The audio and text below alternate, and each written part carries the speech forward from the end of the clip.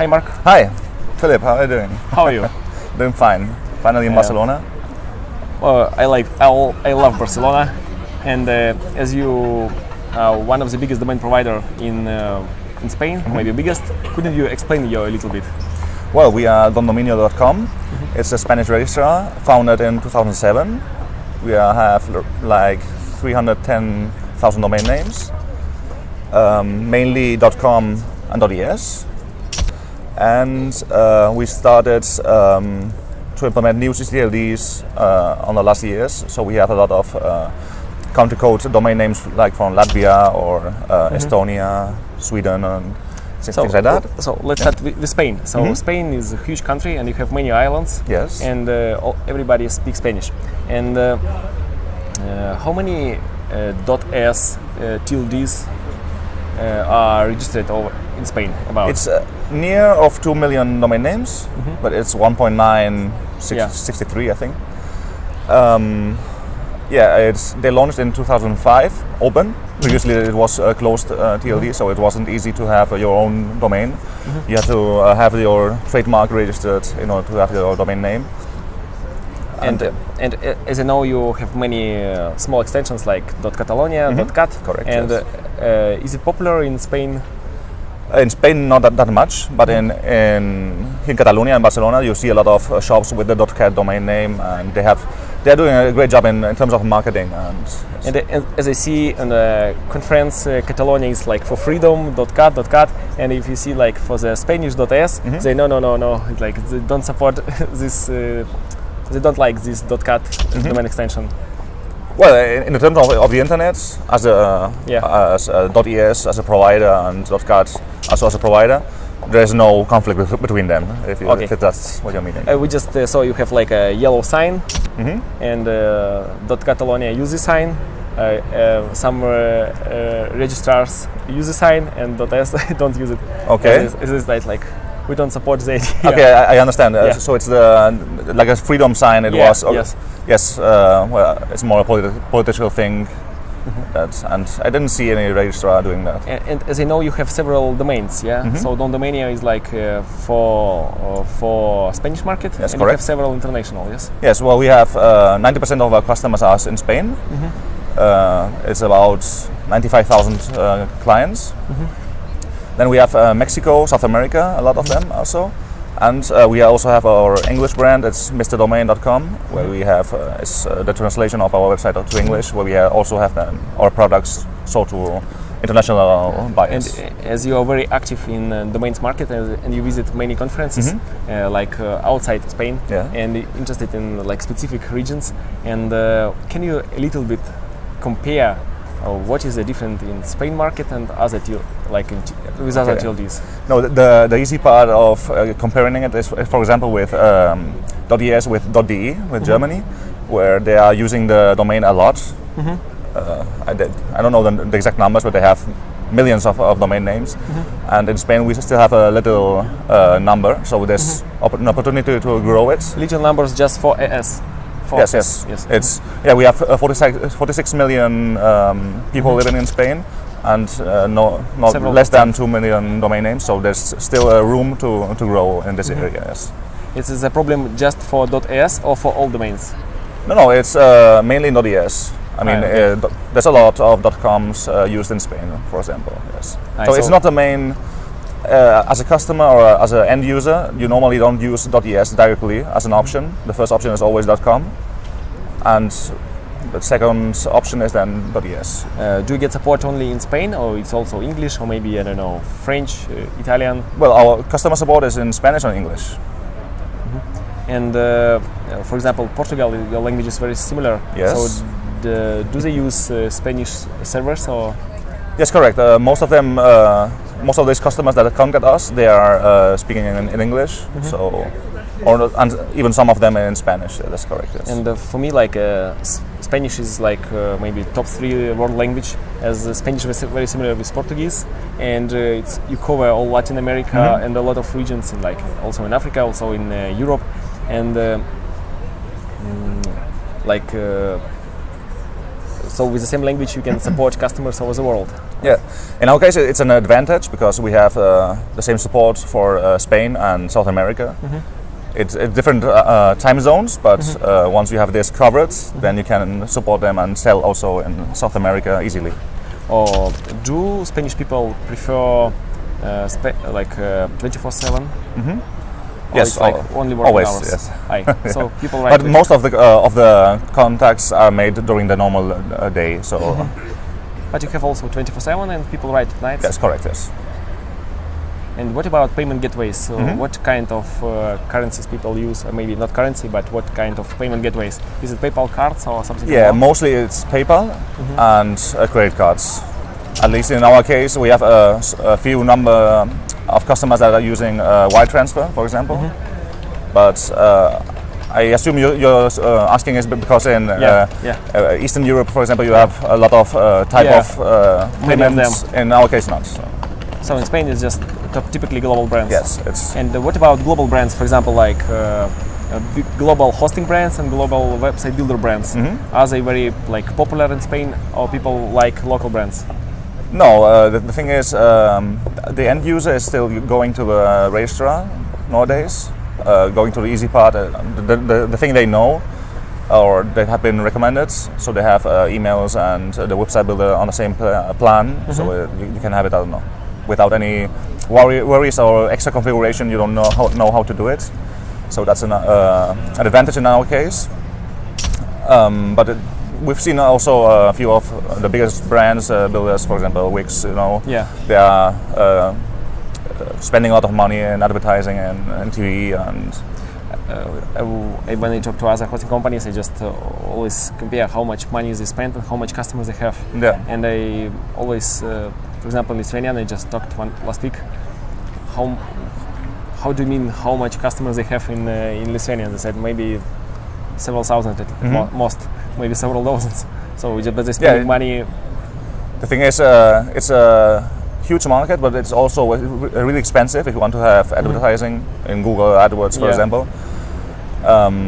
In our case, for receiving a client, so an active client from an advertising campaign, it costs about 200 euros to have it. So to have the customer. So it's a bit expensive.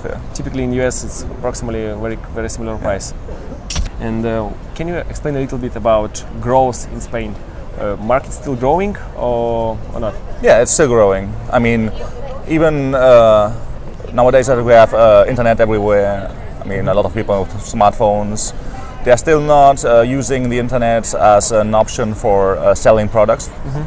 And you see a lot of small shops, they don't have any website, even they don't have a Facebook page or a Twitter account or Instagram. They're starting with Instagram, for example. It's an easy way to have your product shown to the world.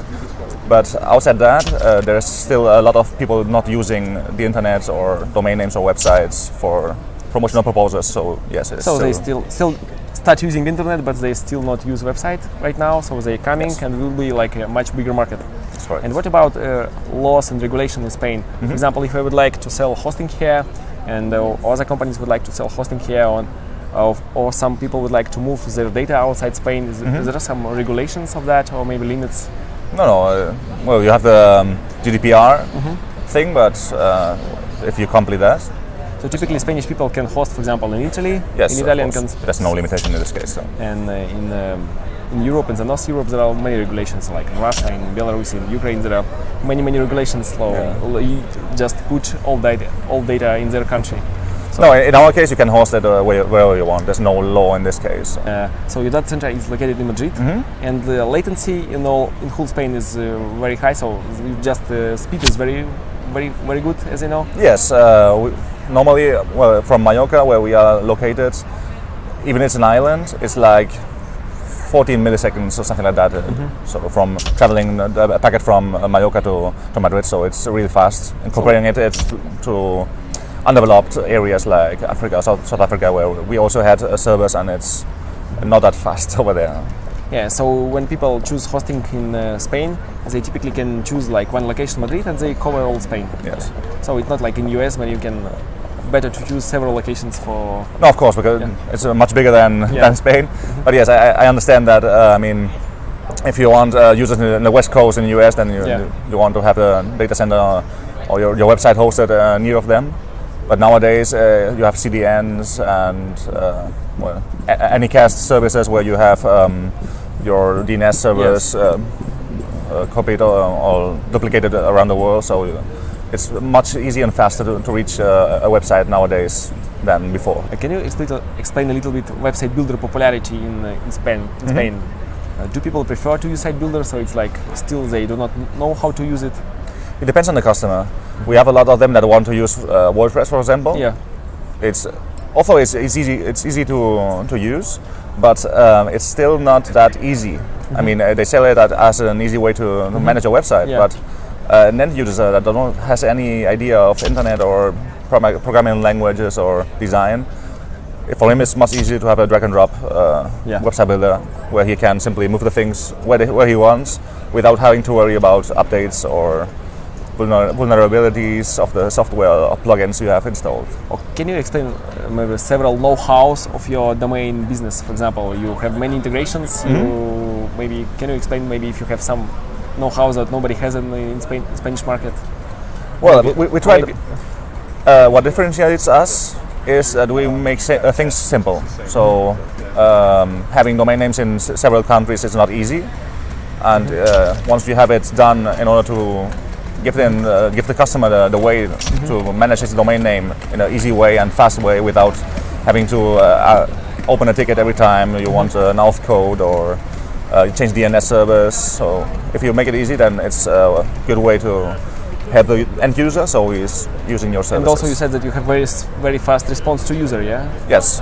Typically we have it's about 20 minutes and then the regular answer of a ticket. If it's something really special, then it's about an hour and a half, but normally then the issue is solved. Can you share some maybe big fails that you made, for example, in ads? For example, you had put a lot of money to the TV ads and lose it, or for example, you start building your own data center, or maybe if you have it. Well, big ones, no. I mean, failures with newsletters, for example, where the unsubscribe link wasn't working.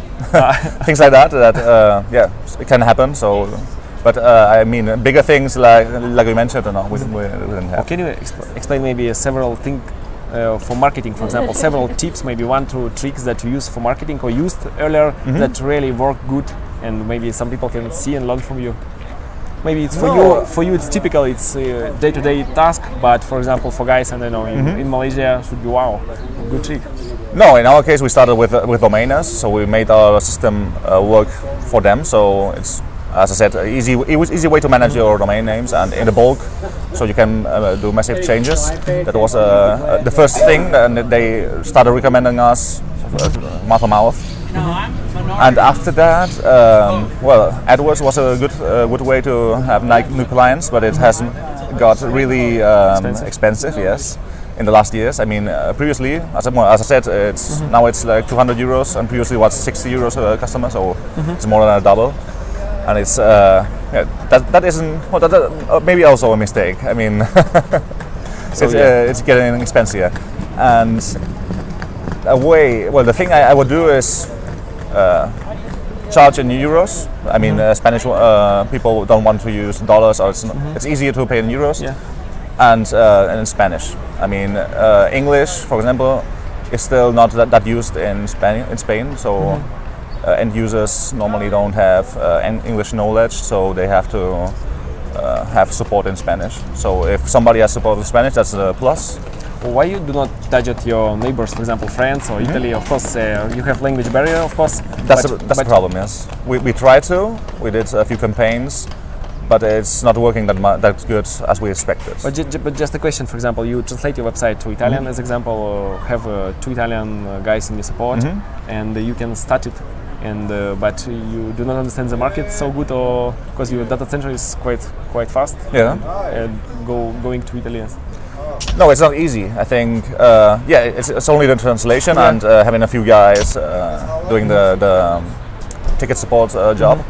But it's also time. I mean, time is important for us. I mean, translating the website is It's not a year, but it's a few months. So, and we prefer to have these months used for emerging markets like South America for us. Yeah.